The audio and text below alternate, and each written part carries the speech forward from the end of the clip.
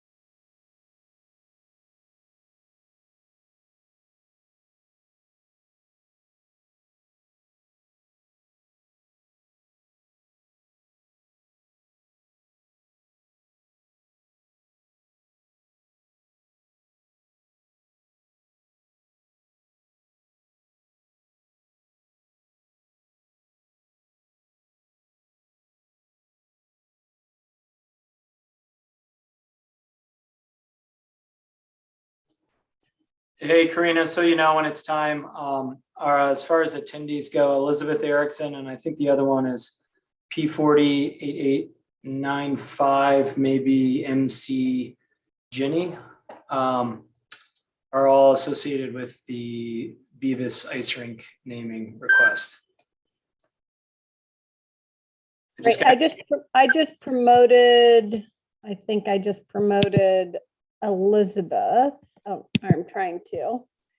Perfect. Yeah, the P408895 is in fact It is MC. MC Okay. Yeah. Okay, I'm going to promote her too.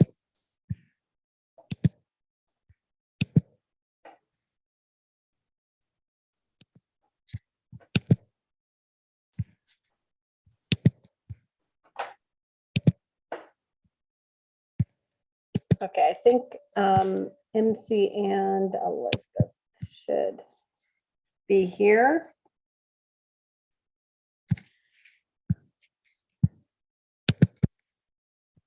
Hi, Elizabeth. Hi, how are you? I'm good. I'm good.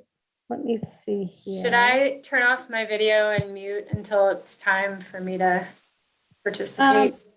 Yeah, why don't you? That might make it a Okay. little bit easier. Thank you. Sure, thank you. Hi, MC. Hi, Amber. Nice to see you. Nice to see you too. I also have Bill Beavis here with me. Great. Well, I'm happy about that. I'm going to let you guys, let's see how they're doing. Okay, good. I'm going to go ahead and call the meeting to order. I think we have enough counselors here. So today is, what is it? It's February 23rd, and I'm going to call I believe we are now called the Climate Parks and Conservation Committee to order. Which is very obvious, we continue to meet virtually. We are all really hoping that we have numbers that will let us go back in person soon. But until then, you can join us at ci.missoula.mt.us/webcasts. You can also leave all of council a voicemail on any issue at 406-552-60112, or send an email to all of council at council@ci.missoula.mt.us. So I think you can take that down now, Karina. Thank you. And MC, if you'll just turn your video off until we get through just some housekeeping things, that'd be great. And Karina, will you go ahead and do a roll call?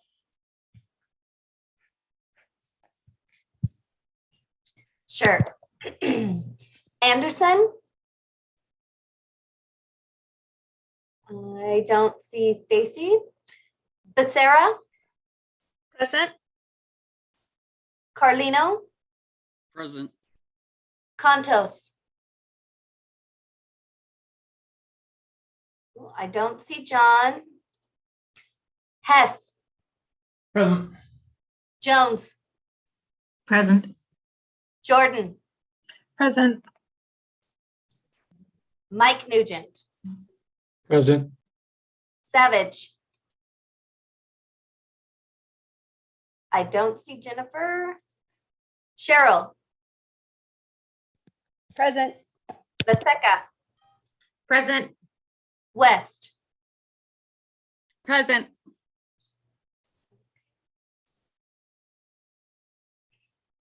and it looks like we do have a quorum. My system is funny. Yeah, we do. We're good. Okay, great. And we have minutes that were attached from the February 9th meeting that was on the McKinstry Energy Performance Contract. Are there any changes to those minutes? Okay, I see none of the counselors' hands up. So those minutes will be approved. There is no public in attendance to make public comment. So we'll go on to our first agenda item. It's an honor to be the Parks and Conservation Chair and to be able to bring this item forward. I am endlessly surprised and thankful for the people in our community that do things that are good for the community just because they're good people and they're willing to give their time and energy back to that. And I think this is a great example of it. So we have a couple of guests here as panelists that are going to, we have a hand up. That will be giving some comments, but I'm first gonna let Morgan take it over and introduce this item. Yeah, thanks so much. Morgan Valiant, Missoula Parks and Rec. I guess I'm wearing a couple different hats. I actually brought forward this agenda item on behalf of a bunch of neighbors and residents in the Rattlesnake Valley. Some of you may be aware, some of you might not be aware. There's a great community ice rink up in Pineview Park. And this ice rink really would not have been possible without the efforts of a larger community that really cared about providing free, open, good skating opportunities in the area, and the efforts of one person individually who provided the vision and the coordination and has consistently stood by the ice rink in Pineview Park and to make sure that this area is built, and that's Bill Beavis. So what we are bringing forward today is a request to council to rename, and actually the ice rink does not have an official name, but to actually name the ice rink in honor of 46 years worth of, I hesitate to even call it volunteering. At this point, it's a life passion to make this ice rink a much loved facility in one of our public spaces within Missoula Parks and Recreation. So there is an official naming policy that the city has adopted, that city county adopts. And I'm not going to bore you with the entire policy, but I will let you know that generally when a facility, a park, a trail, or a major facility is named for a living person, that there are stipulations that they must meet. Largely, it is up to 60% of the cost of developing that park or facility, or a maintenance endowment of 60% or more that lasts for 20 years. I think you'll see from the letters of support and from the supporting documents and from some words that both MC and Elizabeth are going to share, that Bill's dedication, this 46-year dedication to the site, far exceeds the 60% donation or the 60% of value to develop the facility. And the maintenance regimes that he has built with these crews of volunteers that he uses is something we could not, as a city, maintain this site. The maintenance that has occurred has all been by our citizens that really care about this and have been coordinated by Bill. And the systems that are in place now are going to serve as an endowment that keeps this place running for the good of our Missoula citizens. So this item did go to our Parks Board on February 8th. It was unanimously approved. And the recommendation from our Parks Board to you was to rename the ice rink in honor of Bill Beavis. And that's about all I have to add. I'll turn it back over to you, Amber, and I know we've got a couple other guest speakers as well. Thank you. Thanks. And that is an amazing multi-decade commitment to this. And I would be surprised if anyone here or anyone listening that has kids has not spent some time there, even if you're not a hockey player. So I want to go. I don't know if MC, I don't know if you or Elizabeth would like to go first, but if you guys haven't worked that out, I'm going to call on Elizabeth. And please turn your camera on. Hi, everyone. Thank you so much for the opportunity to chime in here. And MC and I had not worked that out. So is it fine if I just jump in with a couple quick comments? I know MC has a lot of the history to provide, but I just want to provide the perspective as a parent and a neighbor and just chime in and share what a gift this rink has been to our family over the years. My not so young anymore children have truly spent their childhood at this rink.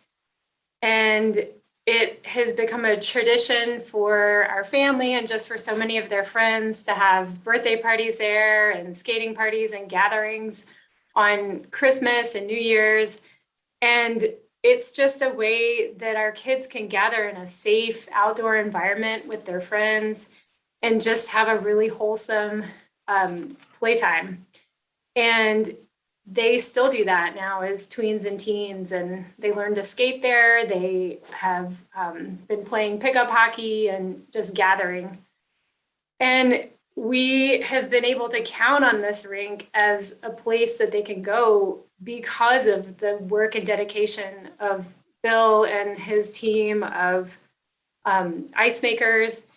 And I can't think of a better way to honor his, as Amber put it, multi-decade efforts that have just provided such a gift to our community.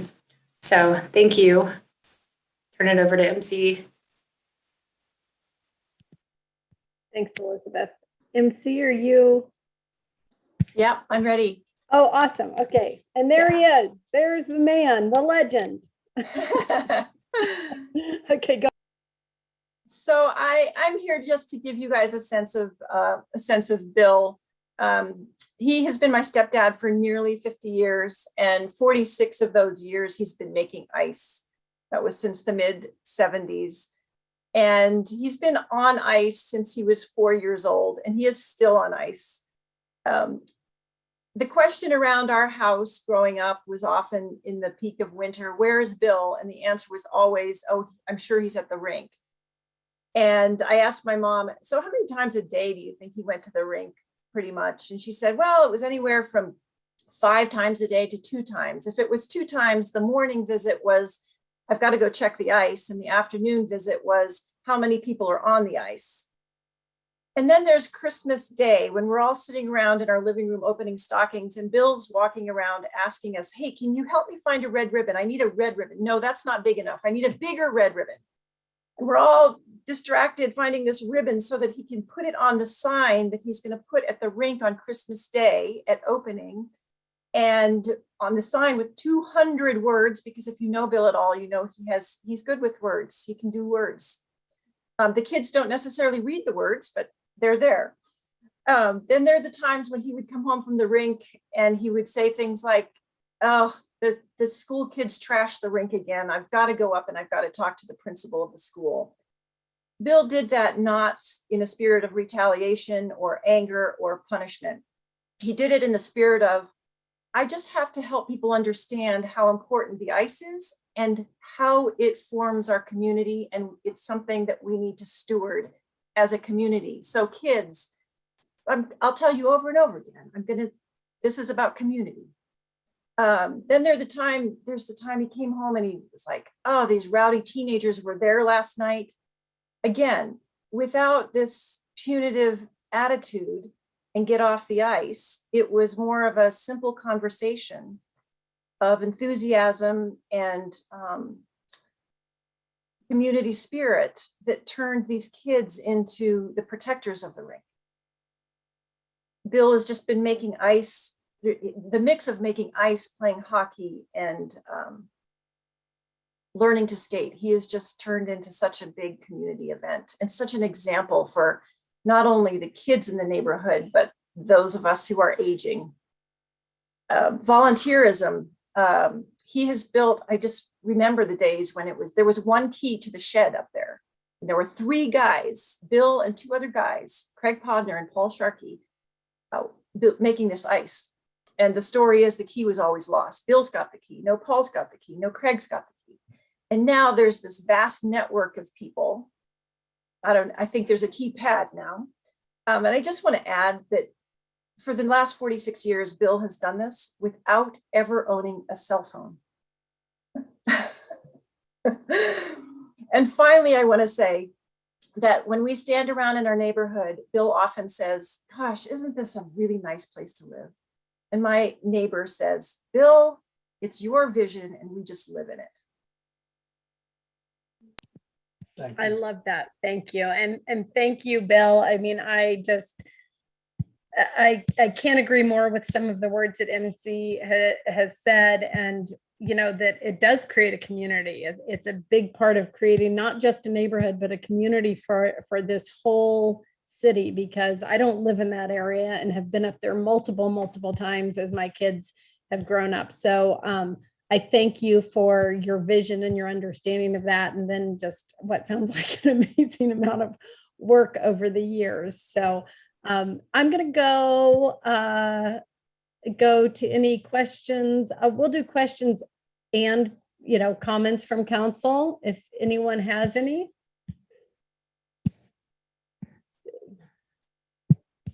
And then also, let's see whose hand is. Okay, Mike, go ahead. I have no questions, but I just want to say thank you for your dedication to Missoula over the years. I think that it's great to see things like this recognized, and this is what makes Missoula special. So thank you. Thanks, Mike. Heidi, go ahead. I also just wanted to say thank you. I think Missoula parks are something that make our city a really amazing place to live.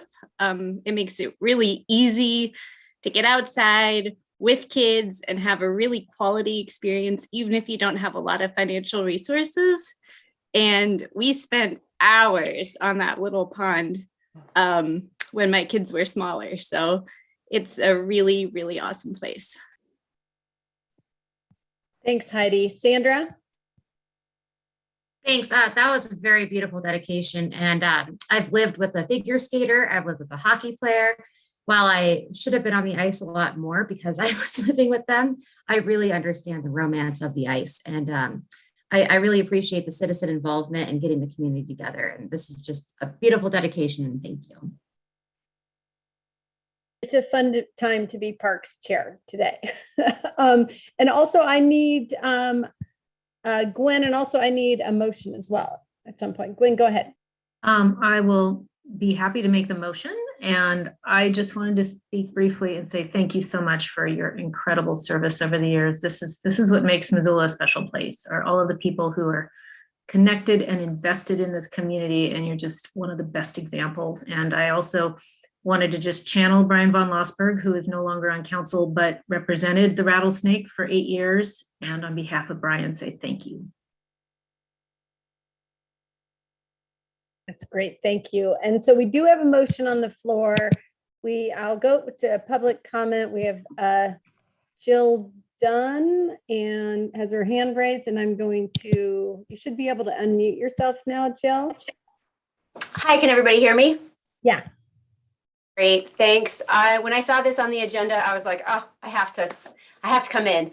And as a fellow skater, just to say thank you to Bill for all that he's done. He's just an incredible role model for everybody in the community, but particularly the ice community. And I've had the privilege to skate up on Pine View when I could, when I was younger, but more often I see Bill now at Glacier Ice Rink. In fact, it was probably just about a week ago. Saw him in an early morning Monday skate. He's up at 6:30 on the ice for skate in the morning. So happy to see his face there. a few years ago, the Glacier Ice Rink did kind of a anniversary video and got clips of all the people that were involved in that's creation and just the ice passion that we have here in Missoula. And Bill was quoted in there as saying how seldom we get to do an unalloyed good. And that quote is from Hank Harrington, Professor Hank Harrington. And I just, it applies so much to Bill for all he's done. And what a great day for Parks and Conservation and all of us in Missoula to be able to honor such an incredible human being. If I could afford to live up the Rattlesnake, I would be there. And I have to say, my partner Eric Penn and I, like Eric says to me every day, he's like, I just want to be like Bill Beavis. So I don't know if there's a better tribute than that, but thank you, Bill, for everything that you've done, and thank you, council members, for bringing this forward. Thank you. Bill, thank you for those comments and for seeing it on the agenda and just coming in because you had to make a comment like that. I appreciate it. Unless there are any other comments or questions from council, we will go to a roll vote, please. Karina.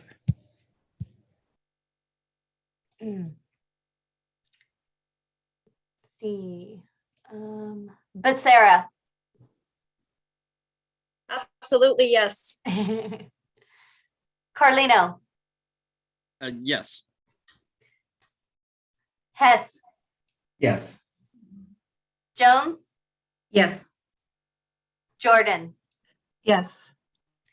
Mike Nugent. Yes. Cheryl. Yes. Vaseka. Yes. West. Yes. That is 9 yeses and no no's. That's great. I would like to, because I would like to make some comments around this. I would like to put this, even though it was unanimous, to put this on committee reports instead of the consent agenda. Again, so we will see this on Monday. I certainly hope Bill and MC and Elizabeth that you are able to attend. I know there are a number of people, we heard from a number of people that were really excited about this idea, and I appreciate it being brought forward. And I am just really happy that we are able to honor your incredible dedication to our community this way. Amber, would it be okay if Bill said a few words? Oh, of course. I'm sorry. Go ahead, Bill, please. Just a minute or two of your time, because this is a community project. And while I appreciate my name being put up there, I'd like to make it clear how wide this is. If, as some people say, that government is best which governs least, Missoula has been a star in managing Pineview Park. First as a county park in 1975, and then after annexation as a city park. The Parks and Rec response to Pineview Rink has always been, Bill, just tell us what you need. There was no skating rink in town. Neighbor Paul Sharkey and I began by calling on the fire department to open a hydrant and use their fire hose to flood a slight depression at 20 degrees below zero. Resurfacing was rare. When the county park became a city park in 2007 with major upgrades, Alan White said, now, Bill, what do you need? We dug the depression, we got a new shed, a tractor with blower and plow, and an electric retrieve hose reel. Another neighbor, Craig Podner, had begun making ice with Paul and me, so we had a professor, a lawyer, and a fisheries biologist and their friends making ice, usually at 6 a.m. or 10 p.m. In the 90s, Dave and Amy Harmon joined us with helpers and donations, bought a used Zamboni. Tim Bechtold has guided legal relations with Donna Gawkler at Parks and Rec and with Friends of Missoula Parks. And everyone knows it's volunteer ice. Teenagers pick up gum wrappers and obey the signs, usually. This was a community project from the start.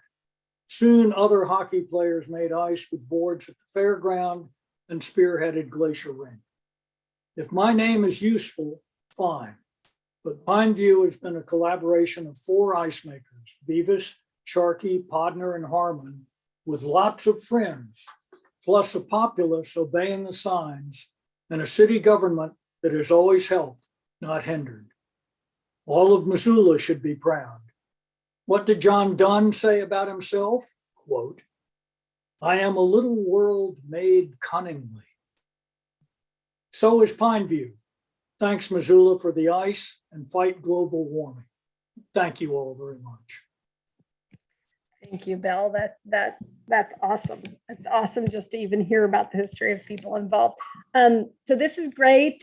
Thank you, everyone. Thank you, everyone, for attending today. And thank you again, Bill. I think that the Parks and Conservation will be adjourned. Take care, everyone. Thank you.